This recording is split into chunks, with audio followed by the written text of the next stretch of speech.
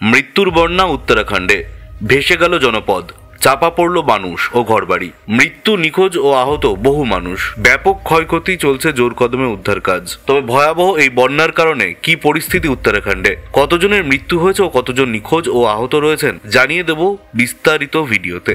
তাই অবশ্যই ভিডিওটি শেষ পর্যন্ত দেখবেন এবং আপনি আপনার জেলার নাম ভিডিওর কমেন্ট বক্সে কমেন্ট করে আমাদের জানিয়ে দেবেন। আপনার জেলার নতুন কোনো খবর বেরিয়ে এলে আমরা আপনাকে জানিয়ে দেবো। একটা ছোট্ট অনুরোধ আপনার কাছে, ভিডিওটিতে একটি লাইক করবেন এবং আপনি এই চ্যানেলটিতে নতুন হলে চ্যানেলটিকে সাবস্ক্রাইব করে পাশের বেল বাটনটি বাজিয়ে দেবেন পরবর্তী খবরগুলো সবার আগে দেখার জন্য। উত্তরাখণ্ডের চামোলি জেলায় ভয়াবহ প্রাকৃতিক দুর্যোগ, ভেসে গেল থরালি এলাকা। ভারী বৃষ্টির কারণে টুনির গাদেরে নদীর জল উপচে পড়ায় হরপা বানে চাপা পড়েছে বহু ঘরবাড়ি ও দোকানপাট।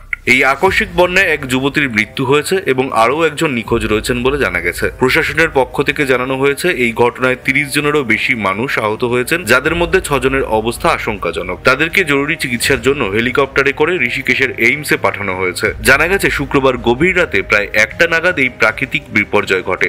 আকস্মিক বন্যায় নদীর জল এবং পলিমাটি ঢুকে যায় থালালির তহসিল অফিস, চেপ্রো বাজার এবং কোটদ্বীপ বাজার ও আশেপাশের বহু বাড়িতে। সাগোয়ারা গ্রামে এক যুবতী নিজের বাড়িতেই চাপা পড়ে মারা যান। অন্যদিকে কাছেই চেপ্রো বাজারে একজন ব্যক্তি এখনো নিখোঁজ। এই ঘটনার ফলে বেশ কিছু গাড়িও পলির নিচে চাপা পড়েছে এবং এসডিএম এর আবাসও ক্ষতিগ্রস্ত হয়েছে। মুখ্যমন্ত্রী পুষ্কর সিং ধামি এই দুর্ঘটনায় গভীর শোক প্রকাশ করেছেন। তিনি জানিয়েছেন, সরকার এই কঠিন পরিস্থিতিতে থালালির মানুষের পাশে আছে। তিনি ক্ষতিগ্রস্ত মানুষদের ধৈর্য ধরে পরিস্থিতি মোকাবিলা করার ও আবেদন জানিয়েছেন। জেলা প্রশাসন, পুলিশ, এনডিআরএফ এবং এসডিআরএফ, আইটিবিপি সহ বিভিন্ন সংস্থার প্রায় 150-এর বেশি কর্মী উদ্ধার কার্যে যুদ্ধকালীন তৎপরতায় কাজ করছেন।